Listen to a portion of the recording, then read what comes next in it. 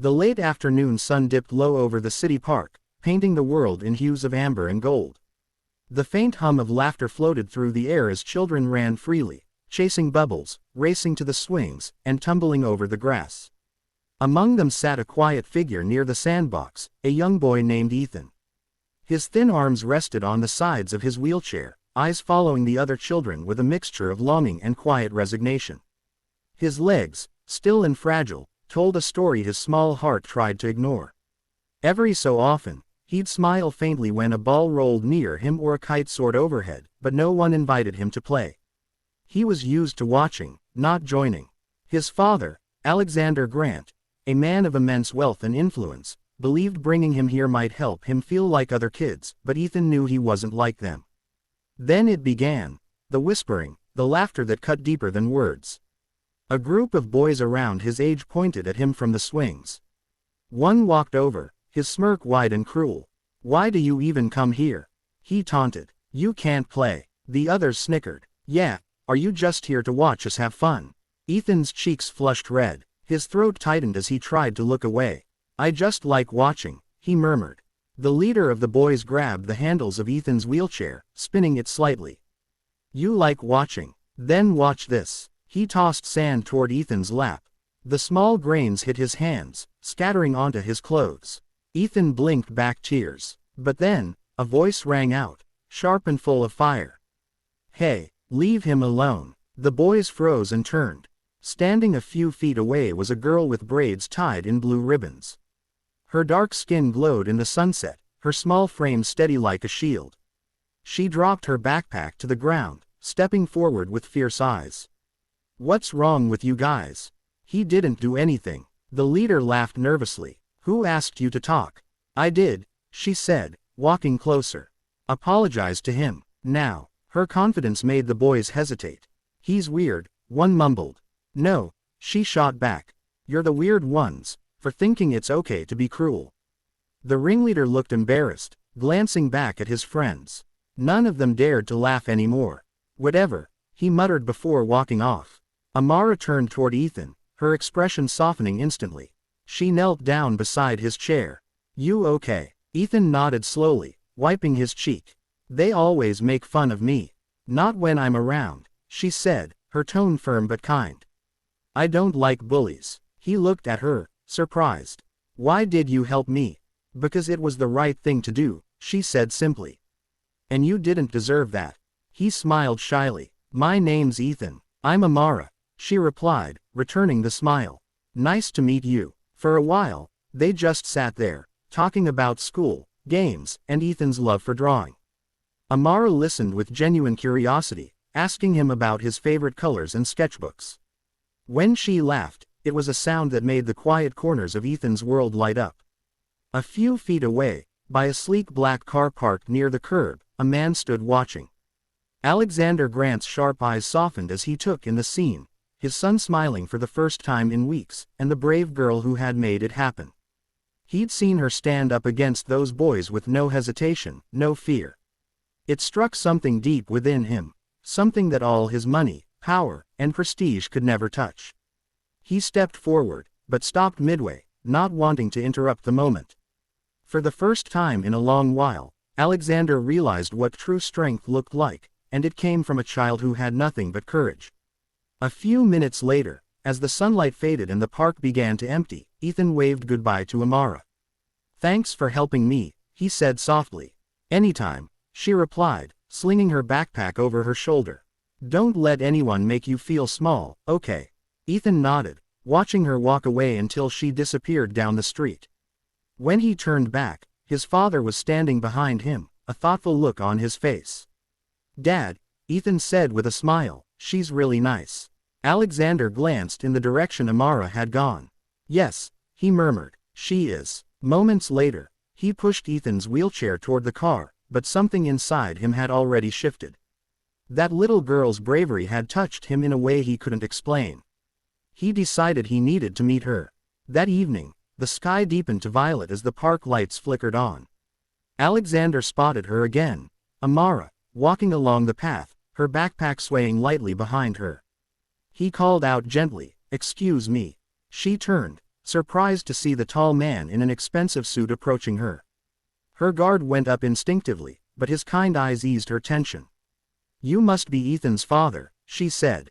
"I am," he replied with a smile. "I saw what you did back there. You stood up for him." Amara shrugged modestly. Those boys were being mean. Someone had to stop them. Alexander crouched to meet her gaze. Most people would have walked away. "I don't like seeing people hurt," she said. "My mom says if you can help someone, you should." He studied her for a moment. The confidence in her small frame, the warmth in her voice despite the worn shoes and faded clothes. "What's your name?" he asked. "Amara Johnson. Do you live nearby?" She nodded. "About 10 minutes that way. My mom works late at the hospital, so I hang out here after school." He smiled softly. "Ethan told me you like art." Her eyes brightened. "Yeah, I love drawing. I want to be an artist someday." Alexander felt something stir in him, a mixture of admiration and guilt. His world was full of people chasing profit, yet this young girl, with so little, gave everything without expecting anything back. "Well, Amara," he said, "thank you for what you did for my son. It meant more than you can imagine." "You don't have to thank me," she said quickly. "He's really nice." Alexander looked at her, realizing she had given his son what money couldn't buy: kindness, friendship, dignity. As she waved goodbye and walked away, he stood there for a long moment, watching the faint outline of her figure disappear into the night. That was when the decision formed in his heart. He wasn't just going to thank her, he was going to change her life. The next morning, the city awoke under a pale sky streaked with silver. Alexander Grant sat in the back of his car, holding a small envelope in his hand. Inside was a letter he had written the night before, a letter that, in a few words, could change a life. His driver turned onto a narrow street lined with cracked sidewalks and old apartment buildings. It was far from the polished world of marble floors and glass towers that Alexander was used to, but he felt oddly at peace. He stopped in front of a faded brick building with a rusted gate. The air smelled faintly of detergent and fresh bread from the bakery down the street. He stepped out, his expensive shoes clicking against the uneven pavement. Children played nearby, their laughter echoing off the walls, and for a moment he imagined Ethan among them, smiling, carefree. He climbed the stairs to the second floor and knocked on a door marked 3B. It opened after a pause. Amara stood there, her expression one of pure surprise. She was wearing her school uniform, her braids tied neatly, eyes wide. "Mr. Grant," she said, blinking. Beside her appeared a woman in her 30s, tired eyes, warm smile, a nurse's badge still clipped to her scrubs. "I'm Lillian Johnson," she said softly. "Is everything all right?" Alexander smiled kindly. "Yes, Mrs. Johnson. I'm sorry to show up unannounced. I just wanted to speak with you both." They invited him in. The apartment was small but spotless, with sunlight filtering through thin curtains. On the table sat a single vase with wildflowers, and on the wall hung a few of Amara's sketches, bright, hopeful, alive. Alexander looked around, humbled. "Your daughter is remarkable," he said finally. "Yesterday, she defended my son when no one else did." Lillian looked at Amara with pride. "She's always had a strong heart," she said. "Her father passed away 2 years ago. It hasn't been easy, but she tries to make the best of everything." Alexander swallowed hard, his chest tightening. He handed the envelope to Lillian. "I wrote this last night," he said quietly. "Please, take a moment to read it." Lillian opened the envelope with trembling fingers. Inside was a letter and a document bearing the logo of Brightwood Academy, one of the city's most prestigious private schools. "Dear Mrs. Johnson, your daughter's courage and compassion moved me deeply. I believe every child who shows such strength deserves a chance to see how far their light can shine. Enclosed is a full scholarship for Amara to attend Brightwood Academy, including tuition, books, uniforms, and transportation. Please accept this not as charity, but as gratitude from a father whose son found hope through your daughter's kindness." Lillian's eyes filled with tears as she finished reading. "Mr. Grant, I don't know what to say." Amara stood frozen, her small hand clutching the table.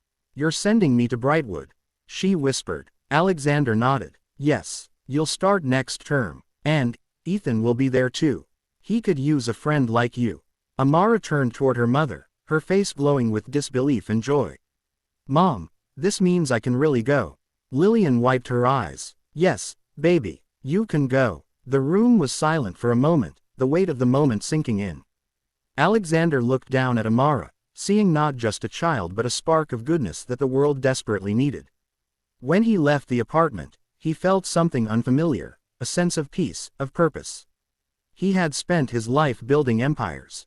But this, he thought, was the first thing that truly mattered. Months passed like the turning pages of a book. Brightwood Academy stood tall and proud, its white stone walls echoing with laughter. Inside, Amara walked confidently down the halls in her new uniform, books pressed against her chest. She no longer felt invisible. Ethan wheeled beside her, grinning. "You ready for art class?" "Always," she said with a smile. "But I'm warning you, I'm better at painting sunsets than you." "Not for long," Ethan teased. Their laughter filled the hallway. Teachers and students alike noticed the change in Ethan, his confidence, his joy. He spoke more, laughed more, even joined school clubs.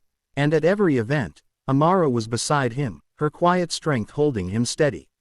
Alexander visited often, standing at the back of classrooms or outside during recess, watching them.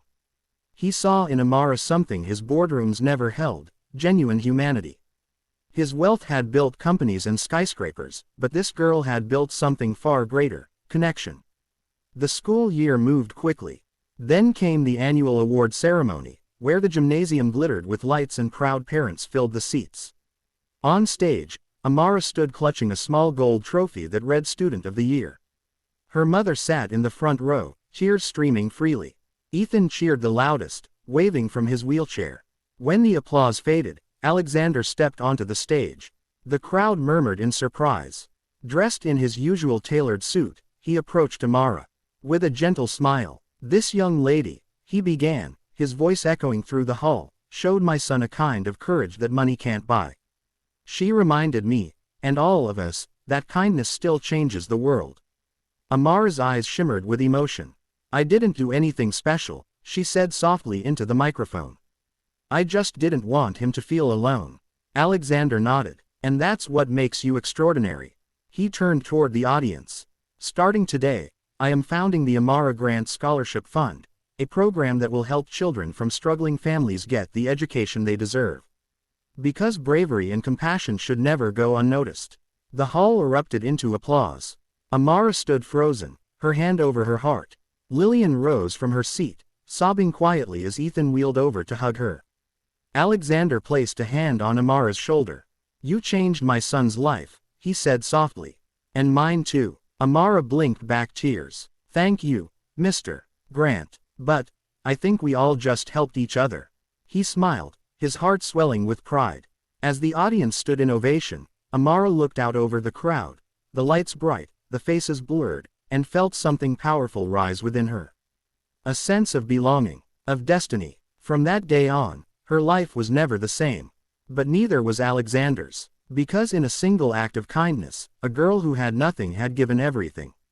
And the man who had everything finally learned what it meant to truly give.